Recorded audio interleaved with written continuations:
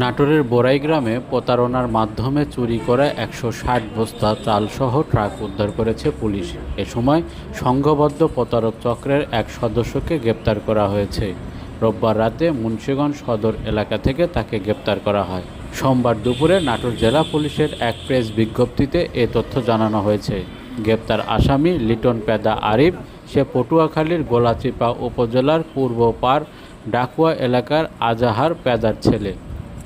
Police জানায়, গত ২৪ April বোরাইগ্রাম উপজেলার গাজী অটো রাইস মিলের মালিক মাহবুবুর রহমানের কাছে ঢাকার মোহাম্মদপুর এলাকার এক চাল ব্যবসায়ী পরিচয় চাল ক্রয়ের প্রস্তাব দেয়। এ প্রস্তাবে গত ৩০ এপ্রিল রাতে মিল মালিক ৫০ কেজির ২৭০ বস্তা চাল গাড়িযোগে ঢাকায় পাঠিয়ে দেয়।